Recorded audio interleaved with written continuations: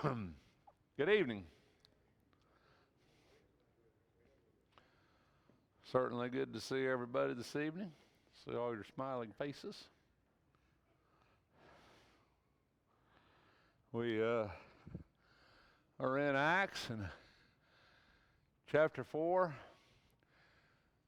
And we've gone through quite a bit. Peter's first sermon, Acts chapter 2, day of Pentecost. Peter's second sermon, Acts chapter 3.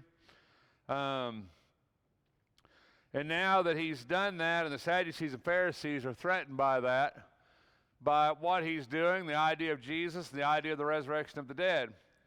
And, we talked quite a bit about that last time, and there's a lot of discussion about that. But we know the Sadducees didn't believe in the resurrection of the dead.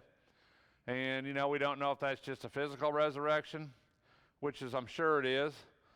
There's no such thing as a spiritual resurrection, because to resurrect the spirit would have to die, and the spirit never dies. So you can't resurrect something that never dies. So it's kind of a rhetorical thought. So, I think Paul, of course, was so big on the physical resurrection. Jesus Christ was physically raised from the tomb. So the idea of a new body, of heaven being a place, not just a realm of existence, but heaven actually being a place, a physical place. And that's something that a lot of times we don't think about. We think heaven's just spirit, God's spirit, run a spiritual kingdom. It's all spirit. But, when in Revelation where it says there'll be a new heaven and a new earth, that's saying a new place for man to dwell. It's not saying that they're going to recreate this earth. It's saying there'll be a new place for man to dwell. And their thought, heaven and earth, was a lot different than how you and I think of it. So, when we think of it, we think of heaven as where God is, and right, we think that's heaven to us, heaven. Well, to them, they didn't always think, heaven wasn't always that idea to them. Heaven was, a lot of times, the idea of heaven and earth was the idea of the heavens you see and the earth you live on, not so much, the idea of something else. So in Revelation, when John says a new heaven and earth, we hear that, we think, oh, well, it's a new heaven like God in heaven and a new earth like earth here, but that's not what they heard at all. Okay, that's not what they heard. They heard a new realm, a new place. And that's kind of what Jesus refers to. And then Paul says in 1 Corinthians 15, we'll all be changed, the moment of a twinkling of an eye, the imperishable can't inherit the perishable. You don't sow what you expect to get. You sow a seed and you expect to plant. We don't know what we'll look like, but we know we'll all be changed, and there'll be a physical resurrection, not just a spiritual idea, but a physical thing. 1 Thessalonians 4, where Paul says that they're going to bring with him those who have fallen asleep, and that their bodies would be raised. I mean, he's bringing the souls now, but the bodies would be raised. So, Sadducees didn't believe in that. The Bible says they didn't believe in angels. It's kind of hard for me to wrap my head around because they did believe in the first 5 books of the Bible, and Jacob obviously had a dream where he said angels ascending and descending from heaven. We call it Jacob's ladder. He had that dream, that vision, but apparently Sadducees didn't believe in that, didn't believe in angels, didn't believe in the resurrection. And Paul, of course, would use this to his advantage, but apparently the Pharisees did believe in all those things. It says they seized Peter and John because it was evening, and they put them in jail until the next day. So, they put them, the idea here, and then this is kind of the Romans and the Jews kind of got along. Now, I don't know if this would have been like a Jewish jail. I would assume this would be a Roman jail. But apparently they did that. They seized them. They put them as evenings. They put them there. Many who heard the message believed. So the number of men who believed grew to about 5,000. So we saw 3,000 in Acts chapter 2, and we're going to assume that's probably just men in Acts chapter 2, although it doesn't really state that. We kind of make that assumption because here it's men. There we think it's men. So there's actually a lot more than that. So if there's 5,000 men, then there's a lot more than that, right? A lot of women, a lot of younger people, a lot of whatever. So there's a large people who have done this now. The next day, the rulers and the elders and the teachers of the law met in Jerusalem. Annas, the high priest, was there. Also were Caiaphas and John, Alexander, others of the high priest family. So Annas and Caiaphas were like brother-in-laws. They were related. And at different points in the New Testament narrative, both of them are called high priests, which is because the office of high priest had become so political. It was no longer how it was in Judaism. The Romans wanted to control the Jews. How do you control the Jews? You control the high priest. If you have the right high priest, you can control the Jews. Things go a lot smoother. And so the Romans basically were appointing the high priest, who the high priest was going to be. They didn't go wrong with Annas, so they appointed Caiaphas to be high priest. When Jesus was tried, you know, that's where we get into that kind of that dilemma about it. So this family, this high priest family, who are very influential, and they brought him before these people. Peter and John were brought before them, began to question them, by what power, what name did you do this? You know, it was always a matter of power and name, wasn't it? Even when Jesus was there. It's like, okay, we can't deny the miracle, so where did the power come from, right? Was the power from God? Was the power from Satan? What name did you use? What name did you do this in? And of course, Peter is going to reply, as we know Peter did, and he said, if we are being called, and he launches into this discourse, really. He doesn't just directly answer the question. He's filled with the Holy Spirit. He launches into this discourse, and he says, we're being called an account for an act of kindness, show the man who is lame, being asked how he was healed. Then know this, you and all the people of Israel, it is by the name of Jesus Christ of Nazareth, whom you crucified, but whom God raised from the dead, that this man stands before you healed. So this is really a poke, right? Who you crucified. You know, Peter's not really holding it back here. You crucified him. It's that man, Jesus of Nazareth, whom you crucified. It's by his name, right, that we're healed. It's the stone the builders rejected, which has become the cornerstone. Salvation is found in no one else, for there's no other name given under heaven by which we must be saved. Acts 4:12 is another one of them highlight verses of the Bible. It's one of them verses that we really probably ought to know. There's no other name given under heaven by which we must be saved. That's really a big statement, because to them there were a lot of great names. There was Elijah, there was Abraham, there was Moses, there was a lot of great names, a lot of important names, right? Important people, prophets, people who had brought the law. Moses brought the law. But the law can't save you. Moses can't save you. Only Jesus can save you. There's no other name under heaven by which you must be saved. As Christians, we should believe that. We should know that to be true. Jesus said, I'm the way, the truth, and life. No man comes to the Father except through me. No other way, right? The world doesn't want to hear that. The world doesn't want to believe it. But we have to know that that's true. That's how it works, right? There's no other name given by which we must be saved. We have to be able to we should understand that. I probably shouldn't launch off into that, so I probably won't. But it's really important that we kind of hold our ground on that. We should know that. You know, if somebody says, well, you know, probably all right if you're in Islam, probably all right if you're in Buddhism, probably all right if you're in Judaism, probably all right if you're in... No, those things are not going to get you to heaven. There's none of those things, none of those ways that's going to get you to God. Plain and simple. Bible states it plain and simple, fact. So something you and I, we need to stand on that and understand that's why it's so important that we preach the message of Christ. When they saw the courage of Peter, they realized they were unschooled, ordinary men. They were astonished, and they took note that these men had been with Jesus. You know, they're astonished because these guys are fishermen. They're Galileans. They're not supposed to know stuff, right? They're not supposed to be eloquent in speech. They're not supposed to be, you know, when the New Testament is written, although it's all in Greek, it's like writing in English, right? If I write you something in English, you probably can understand it. But as my wife and my daughters will tell you, you'll know I wrote it, because me and commas don't cooperate, right? But if they write something, like Shannon writes something or Susie writes something, it's going to be better. I mean, maybe not the content. I think I can hold ground on content. But the grammar and the punctuation is going to be better than if I do it. I guarantee it. Because every time I write a bulletin article and they proofread it, they change my punctuation. So I know I don't do it right. So, the truth is, it's the same way in the Bible. We don't think much about that, but Greek scholars, they talk about that a lot. If you read you read a lot of these commentaries on the New Testament, they talk a lot about the grammar and the style of writing. And they, like Hebrews, is written really, really well. It's extremely good Greek.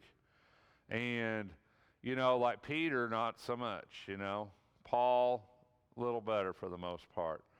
But that's how come when they look at like Paul's writings and they look at Hebrews and they're like, well, maybe Paul didn't write that because, it looks like Susie or Shannon wrote that because it looks like Rex wrote the rest of this. You know what I'm saying? So they look at that. Well, Luke's really good. Luke was a physician. Luke was educated. Luke's our historian. Luke wrote Acts. Luke's grammar is really good. So they know it looks like Luke. This looks like Luke. Now, I couldn't tell you that by reading it because I'm not good enough in Greek to tell you that. But they can tell that, by how it's written. So these guys are ordinary. They got accused of that in Acts chapter 2, right? Accused of the same thing. And they said since they could see the man who had been healed standing there with him, there was nothing they could say. So they ordered them to withdraw from the Sanhedrin and then conferred together. What are we going to do with these men? So the Sanhedrin's the Jewish court, and there's 70 seats on the Sanhedrin, and it's mostly Sadducees, although there are Pharisees, and Paul's going to use that to his advantage. And they're kind of in a conundrum, aren't they? Because if they do something to them, then they think the people will rise up. But if they don't do anything, then it's like they're agreeing with them. So they're kind of in a conundrum. He says everybody living, and it's one of those absolutes. Everyone living in Jerusalem knows they have before any notable sign, and we cannot deny it. Now, I doubt everybody in the whole city of Jerusalem knew they had healed this man, but that's how we think of things, right? They all saw it. They all knew that it's a miracle. They all knew this guy was lame. They all knew this was a big sign. But it says to stop from spreading, we must warn them to speak no longer to anyone in this name. So they're going to slap him on the hand because they're afraid to do anything more. They would love to do something more, but they're afraid to do anything more. So they're going to slap him on the hand. They're going to call him in. They're going to say, don't speak or teach in the name. But he says, of course we're going to do it, right? We could not help speaking about what we've seen and heard. They looked further threats. They let them go. They could not decide how to punish them because all the people were praising God for what had happened. For the man who was miraculously healed was over 40 years old. That's a long time to be lame, isn't it? So what a big miracle, right? So they healed this guy. They don't know what to do with him. Things are out of hand. Everybody knows what was done. Everybody saw this man was lame.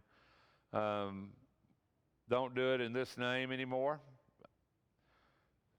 Pretty heavy accusation when he said, you're the guy that murdered him. He's the one that we used. That's pretty severe accusation, right? But they're just scared. They're scared of what they're going to do. If they do this, the people riot against them. They're scared for that, kind of like they were in the case of Jesus. They're scared for what's going to happen. And so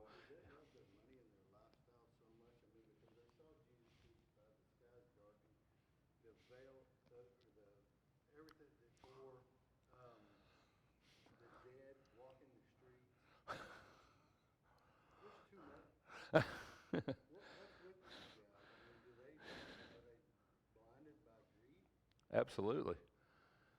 Yeah. Well, it's not just greed. It's your whole lifestyle. It's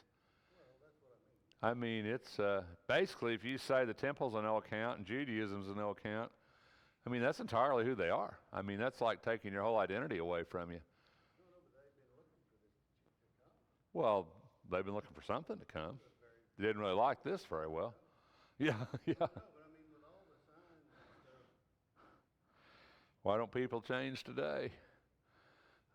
People see stuff today, don't they? People don't change. Maybe not to that extent, but you can think of all kinds of things where people have lied and cheated and killed people, done tremendously terrible things just to keep their lifestyle or keep their position or keep their way of life.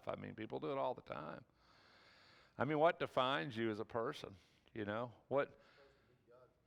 Now think about it for a minute, though. What defines you as a person? You know, what makes you you, right? I mean, what makes Buck Buck? What makes John John, Teresa Teresa, Tara Tara? What makes us who we are? Things we do is part of it, but think a little harder about it, you know. What makes you you? You know, what makes you you? You know, well, it's not just the things you do. It's the people you're around. It's the people. It's what you believe. It's your faith. It's your. A lot of times it's what you possess. But when your identity is totally wrapped up in. When your identity is totally wrapped up in something, and that something is challenged, then if you're going to lose your identity, most people can't handle that. I'm sorry, but you know, you take somebody who's been married for 40 or 50 years and maybe loves their spouse, and maybe their spouse decides they're done with them and takes off and leaves, and you know, or maybe somebody that's had a job for 20 years or 25 years, and all of a sudden they fire them, and maybe they were a really good employee and that job was everything to them. They took it away from them, maybe. And people do really bad things. People kill themselves. I mean, you can't take, it's not easy. I mean, you go through your whole life, you believe one thing, you think one thing, and if your identity is wrapped up in that, whatever that is, I mean, think about when you know, maybe get a little less personal, but think back when the stock market crashed back in the 20s, right? I mean, those people were jumping off of buildings like crazy, right, in New York City. Why? Money? No, it wasn't money. It was their identity. I mean, that's who they were. They were wealthy. They did have stuff. It destroyed their identity. What am I without that, you know?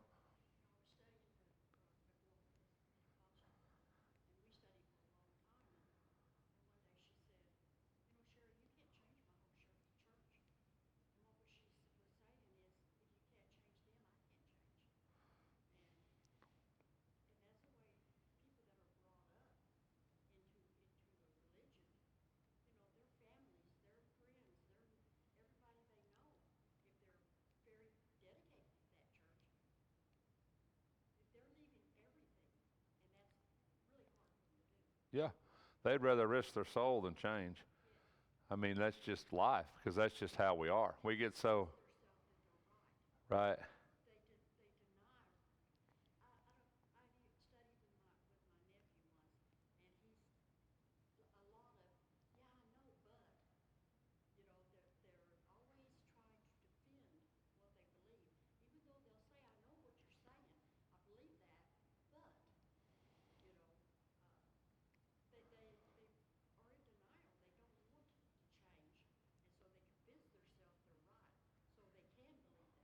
Yeah. Well, I think that, you know, when it really goes into, you know, what's your master. There's what's called master identity. If you study like psychology, they say you have identities. You know, you have identities like I'm the father to Shannon and Sydney and Slinky. I'm the husband to Susie. I'm a guy that owns a business, you know. I mean, those are like identities. I'm a minister. Those are identities, you know. But then inherently, everybody has a master identity. And, you know, you really need to know what your master identity is. You know, at the center of all of it, who are you, you know? And if your master identity is not right, then, and you lose that, then basically you can't recover from that, because it's who you are. You know, you can't, I don't know if I'm saying this right or not, but you can't take away who you are. You know, it's like being, you're not Rex anymore because you've lost what made you Rex. You're not Rex anymore. You know, who are you? Well, I don't know, but I'm not me, because everything that made me me is gone. I can't.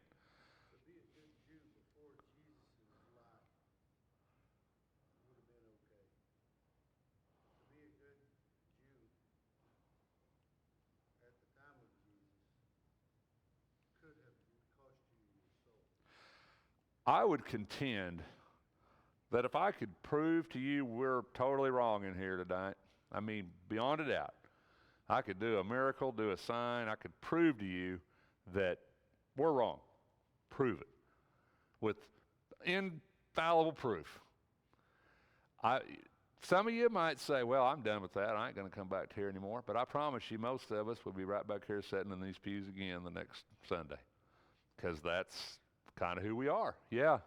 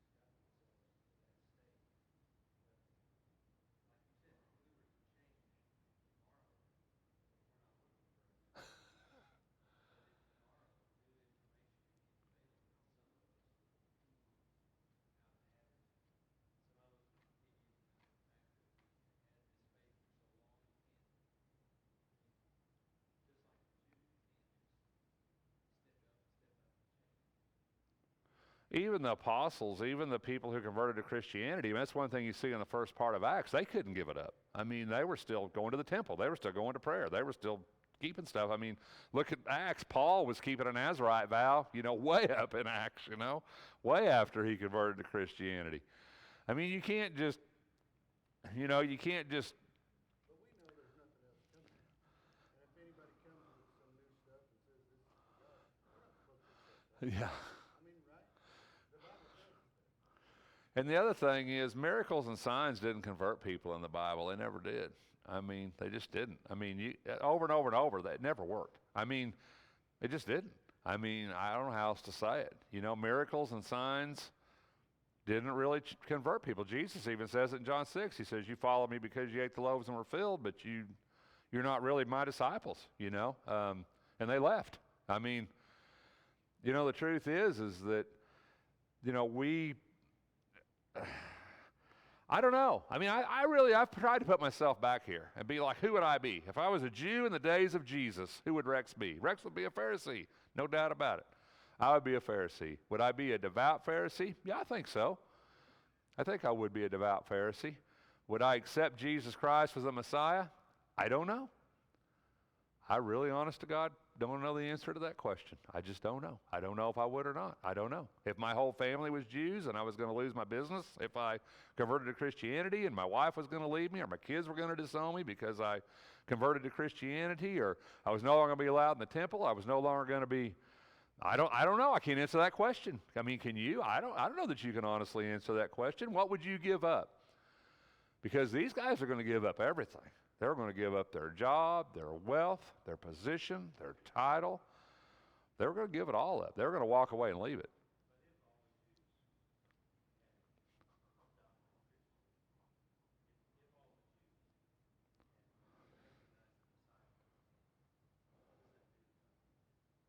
What is it, what now? Yeah.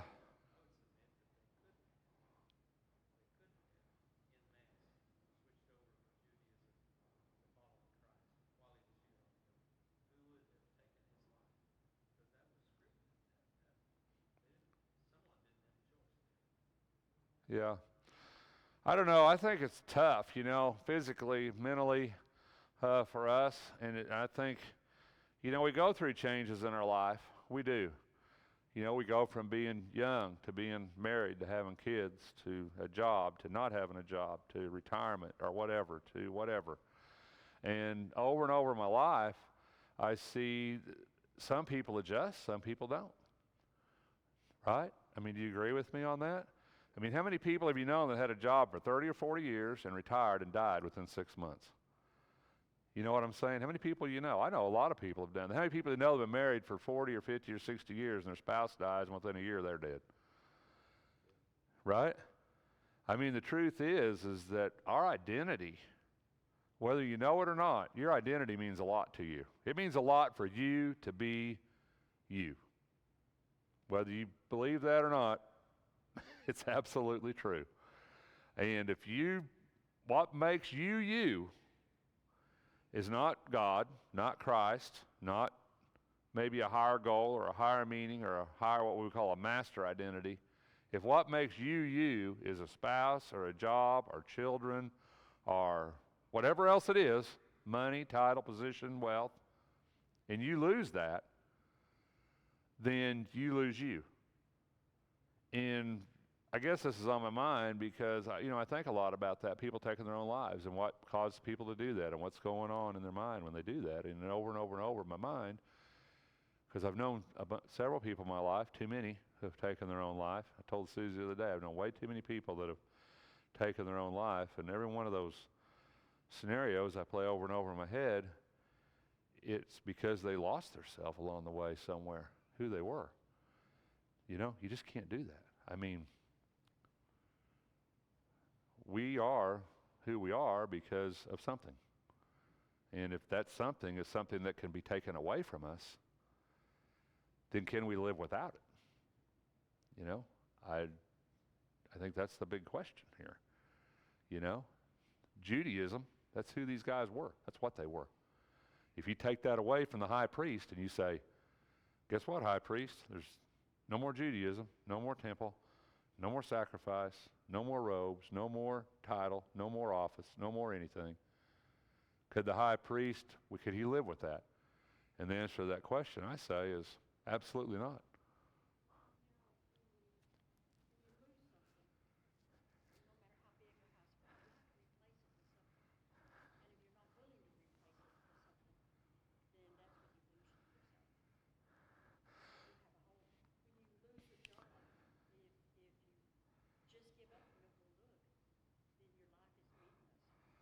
Well, I mean, I think it's more than just replacement. And I think that's a mechanism of society that we teach our kids when they're really, really young, is this idea that, things are replaceable, right? I mean, and we do it to our children. I did it to my kids. I'm sure everybody does it to their kids, right? I mean, they lose a toy or a dog gets killed or whatever happens, things that happen to kids. And the first thing we say is what do we say? Let's get another one. We'll get a better one. Right? I know, but I'm just saying, we have to, and I've heard that, stay busy, keep your mind active. But once again, if your identity is really not in those things, if your identity is in Jesus and your identity is in Christ and your master identity is in that, it's taken me a long time. You would be more like Lot. I'm not Lot. You would be more like, who's the guy lost there? Job. Job. You'd be more like Job, and it wouldn't adversely affect you, who you are. It would affect you, but not, I mean, you could go on with life. Right, and that's kind of what happens at the end of Job 1, where he says, the Lord giveth and the Lord taketh away. Blessed be the name of the Lord. Job's identity was God. And even though all that stuff got taken away from him, at the end of the day, Job was like, still got God. And that's kind of, and if we don't have that in our lives, we don't have that anchor in our lives, we don't really put our identity as being Christians and being God's children and being God's people. And,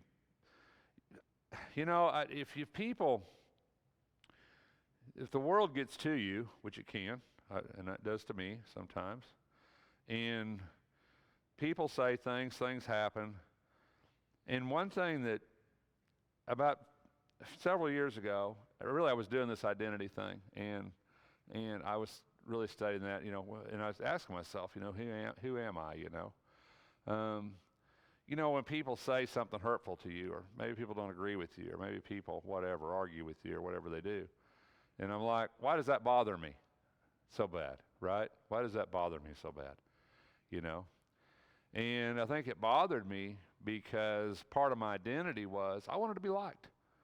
I didn't want people to be mad at me. I didn't want people to be upset with me. I want to get along. Susie says I'm a get-alonger sometimes, I would rather get along than I had to cause problems because I don't really like, if you know me, and I know you probably don't believe this, but I really don't like confrontation.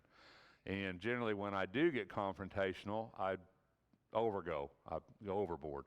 So I try not to, And I was in a very confrontational household. My dad was, he was so on to everybody all the time, and I hated it. And I just told myself, I don't ever want to be like that, I never want to be that. I never want to be that guy. So eventually I had to come to this conclusion that, well, you know, regardless of what anybody says to me, regardless of what anybody does to me, or whoever does it, I know who I am. It doesn't change my identity, doesn't change my heart, doesn't change who I am inside, doesn't make me a different person, whether somebody likes me or doesn't like me or agrees with me or doesn't agree with me or chooses to use a harsh word to me. It doesn't make me a different person. I'm still Rex. I'm still this guy. And that really has helped me in life to kind of get past, I guess, being mad all the time. I don't know. But letting things bother me. Because at the end of the day, I know who I am. I know my heart. I know, you know. And I think that's where you need to be. And these guys, their identity wasn't in Christ, wasn't really in God. Their identity was in their title, their position, their wealth, the temple, the Judaism, the pomp and the circumstance and everything that went with that. And when Jesus came along and said, they didn't want that to change. They didn't want the Messiah to change their position, change their rank, they wanted him to magnify that, didn't they? They wanted him to come into there and say, oh, well, Jews, you're going to rule the world, and you high priest, man, you're going to be on my right and left hand, and we're going to change this world, and we're going to call Israel back together, and we're going to...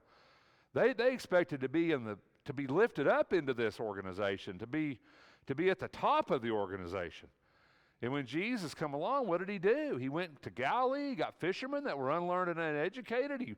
He brought them in, he made those his apostles, he spent time with them. I mean, everything about this, they hated. You would hate it, because that's not at all what they pictured. That's not at all what they envisioned. They thought they would be on his right and left hand. They thought the Messiah would come to the temple and say, you're doing such a great job, we just need to do better, right? We're just going to make this all better. We're going to make Judaism better and bigger and stronger, and instead Jesus says, I'm just going to do away with that. You see, that's big. That's a really big thing, isn't it? I mean, I think it is. And they didn't want it, and they didn't want this. And Peter and John of all, really? You know, can you imagine what they were thinking when Peter and John healed that guy? And they're like, really? These Galileans, fishermen, come into our temple, heal somebody? The nerve of that, right? Show us up.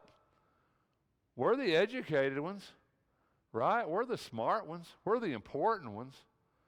And they come in here and do that, and God does that through them and not through us. Can you imagine the indignation in that? It would be awful, right? God's turned away from us, from the priests, from Judaism, from the temple, and he's going to do things through fishermen. See, we read this, we don't think like they would think, like if we were them. I mean, it's awful to them, right? I mean, it'd be like you being the head of a corporation, right? And the boss saying, well, I've got these guys that were out digging ditches out here, and, you know, they're going to come do your job now, right? And you guys just need to step down, right? That's a big thing. So, I don't know. We're out of time. I don't think we can judge them that quick. I just don't think we can judge them that quick. I know I studied with a person one time that was steeped up in something else. And at the end of all my studying, the end of all my persuasion, the end of everything I could do, you know what they told me? They said, I'm comfortable with what I believe. Don't try to change me. That was the end of the discussion.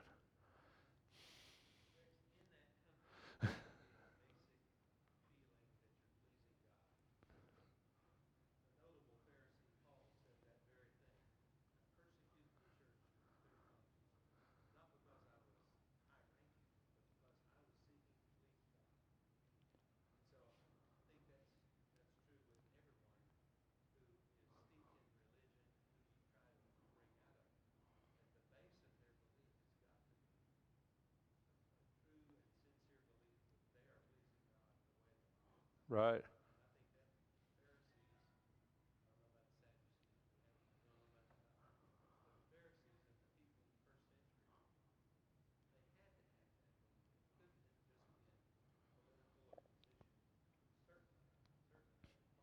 Yeah, and I believe there had to be, I'm like you, I believe there had to be some super sincere Jews. I mean, super sincere Jews that thought, man, they were doing it all right, you know? Yeah, I think we judge them pretty quick, but we weren't there. Right? Thanks for your time.